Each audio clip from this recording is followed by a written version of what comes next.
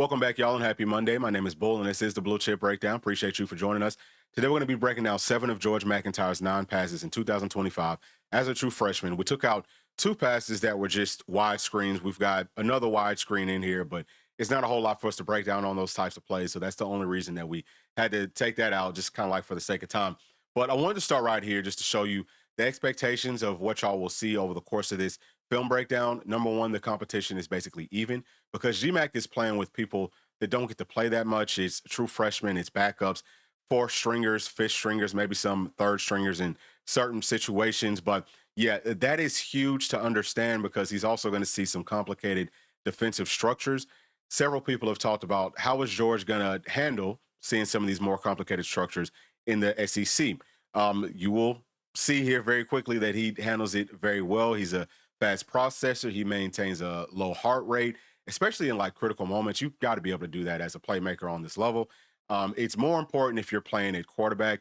You've got to be able to focus on the task at hand and not let getting off script kind of get you discombobulated, right?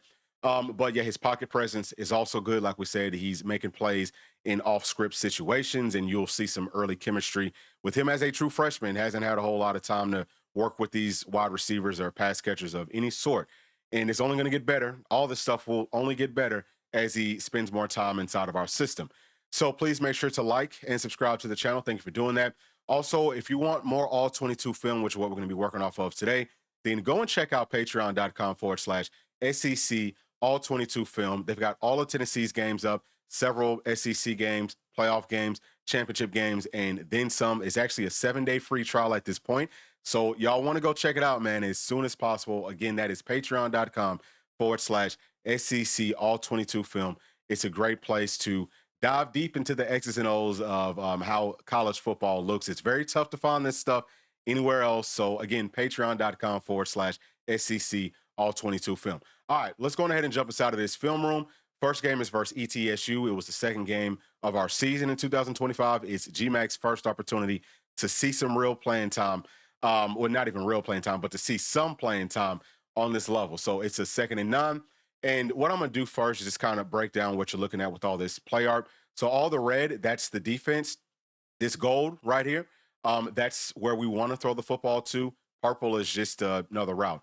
So on this play, we're running veer and shoot. Veer and shoot is always half field reads, post snap, pre snap. Sometimes you can have a full field read where you choose the half of the field that you want to work off of, but that's not the case on this play. So we're only showing you half of the field with the play art from the defense, so on and so forth. But this goal line where the football is going, that's kind of like determined pre snap. And then purple is just for the spacing whenever you're doing veer and shoot. It's limited processing. It can be very quarterback friendly if you're not good at processing, but at the same time, if teams have a beat on what you're trying to do, it's not quarterback friendly because you pretty much only have one option to throw the football to. Now, what you're going to see on this play is it'll break down, and GMAC is just kind of, trying to make something happen outside of kind of like the given scheme.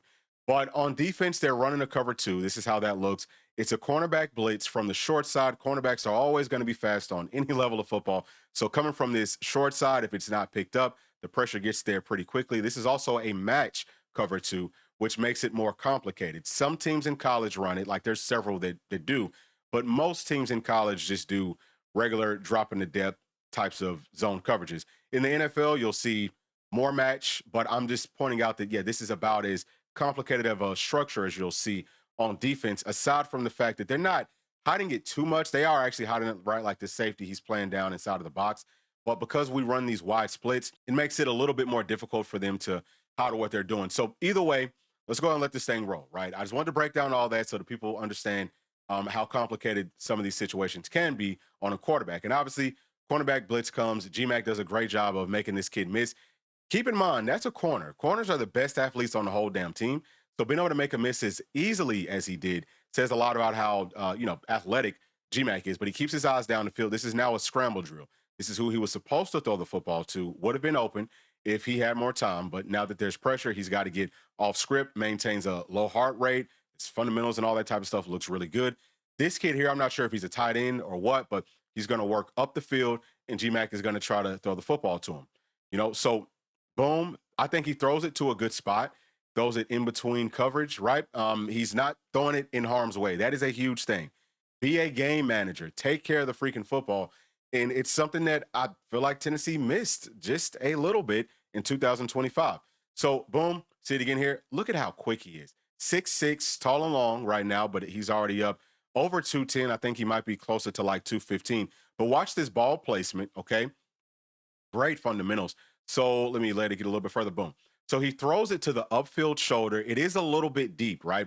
But also, I don't know, is this kid a tight end or what? It looks like he kind of throttled things down off of the route. If he keeps on running, it might be an easier catch. But as GMAC gets in these situations with guys that he's worked with more, right? With wide receivers, maybe better speed, so on and so forth. This will probably end up being called, and that's a big time gain. That's like 20 or 30 yards. So I think that that's huge. This is 3rd and 9, and keep in mind that, yes, Tennessee's up huge, but for these guys, this is a 3rd and got to have it just for them, like mentally, right? Because, of course, they want to score. They want to stay on the field. They're not getting a whole lot of opportunities. But this is a cover 3 from the defense. This is where the football is supposed to go, and then this is more of like a spacing route just based off of the coverage. And then the defense is actually going to show anywhere from 6 to 7 people coming. That makes it more complicated. They are actually going to end up bringing 5. This kid right here comes through clean. But this is back to the veer and shoot, obviously. Hopefully, y'all could see that. On this half of the field, it's actually the exact same route concepts, right? But we're only working on one half because it is veer and shoot. So let's let this thing roll. We're moving to, running back up so that he can help us out with the pass pro. And one of the things that I'm hoping that Tennessee will do in 2026 is have the freedom for the quarterback to move the running back in different spots, right? But either way, GMAC does a good job of making this guy miss, and then he steps up, keeps his eyes down the field. This is his guy. These are the sticks, and he's going to make something that is a little bit more complicated look very, very simple. So routine things, sort of. This is still like off script, but George just doesn't ever look rattled, and that's what I love about him. His processing is going to be laser. In fact, that's gorgeous, dude. He's a very sudden, very quick athlete. Flick of the wrist pass, right? Just makes it look so easy. Very accurate. That's beautiful. All right, so 2nd and 2. 2nd and 2, and this is going to be RPO. All right, so run pass option. This is actually cover 3, so the cornerback's going to bail to this spot here. We're going to run something underneath, so this is a hitch. And what George is reading is this safety. If the safety bites on the run, then he knows, hey, I've got time that I can throw this. Like there's a window here. And if this kid here, this safety bites over here, then okay, I'm just going to run it because it's more of a favorable box. That's how that works.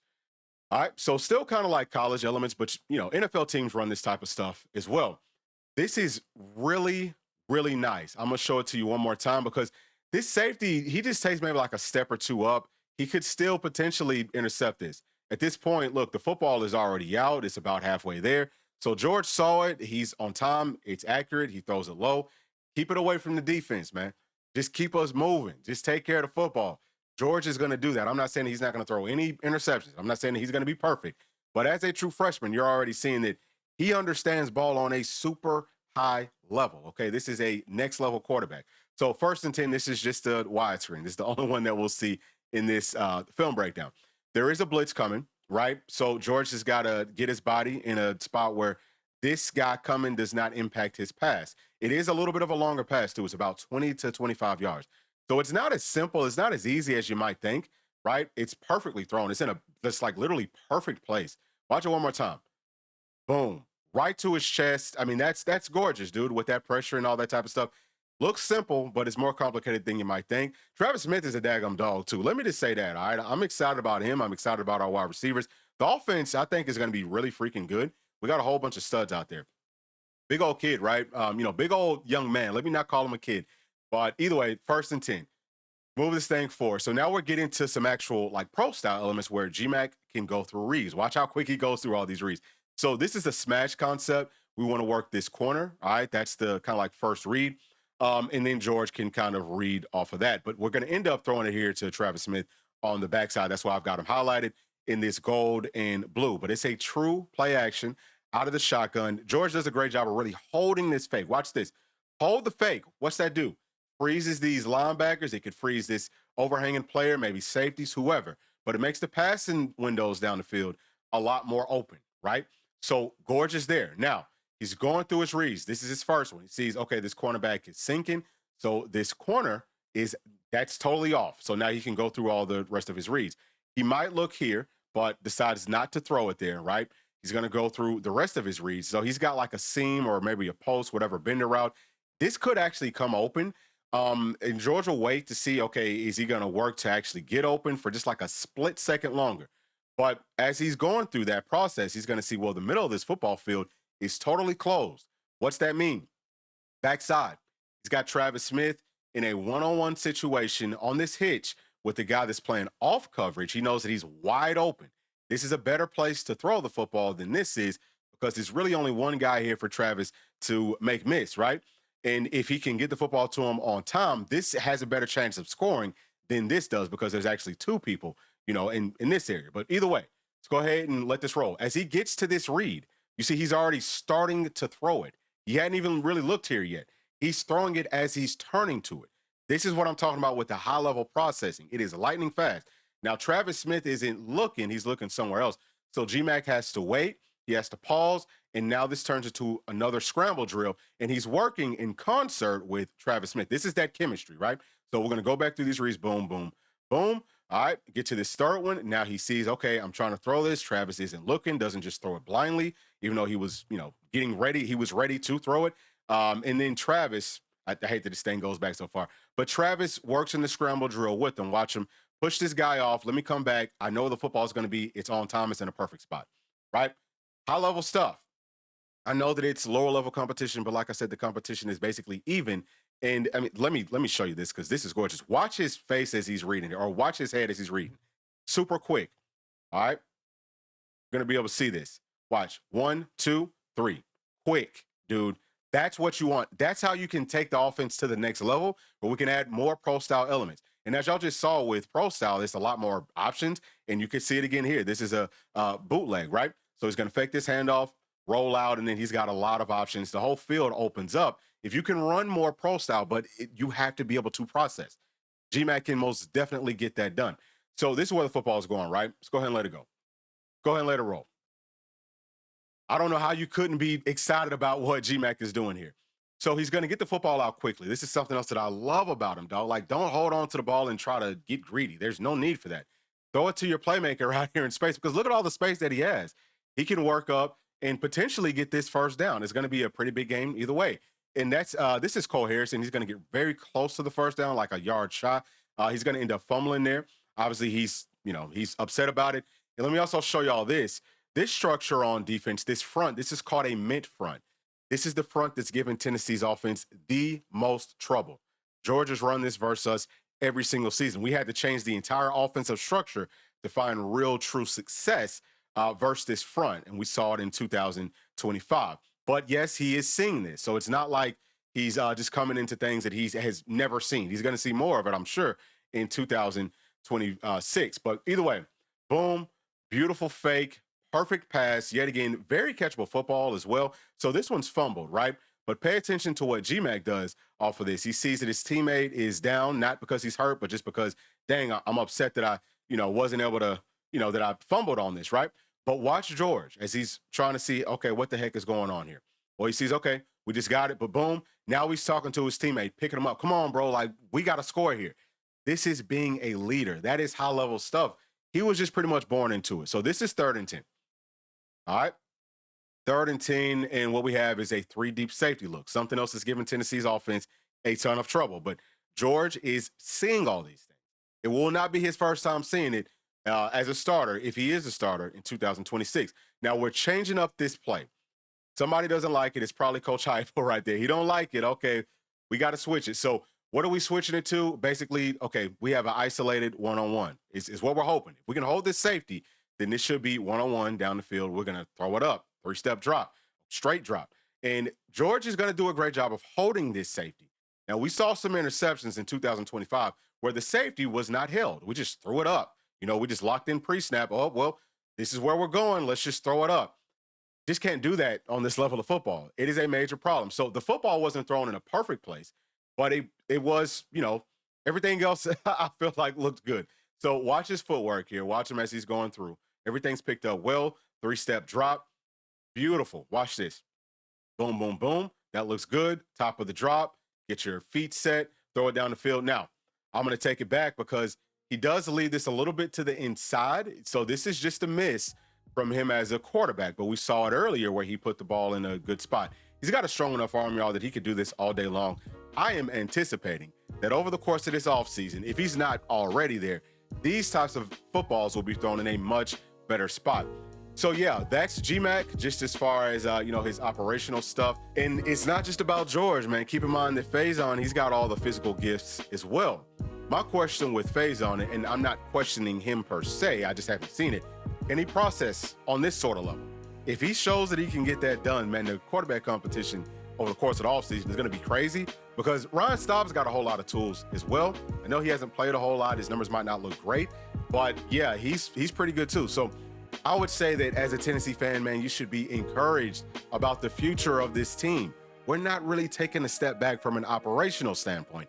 If anything, I feel like we might take a step forward, and hopefully this film breakdown was able to prove that to y'all. And yeah, these guys look jacked. I mean, like I said, man, G-Mac, he's already gotten up to about 215-ish. By the time the season starts, probably somewhere around 220 plus. He might look very similar to this picture, and we already know that Faison has good size. So yeah, I feel great with quarterbacks who will be more mobile. They've got probably more talent, and the processing, at least from George, we know could potentially be on a higher level. So either way, those are my thoughts. Please share yours down in the comment section. And as always, please make sure to like and subscribe to the channel. And we'll be talking to y'all maybe tomorrow. Thanks, peace. Thanks for watching. And please make sure to like and subscribe to the channel because that keeps us growing inside of the YouTube algorithm. And if you did like this video, here's another one that you might also enjoy. Thank you, thank you, thank you. We'll see you on the next one. Peace.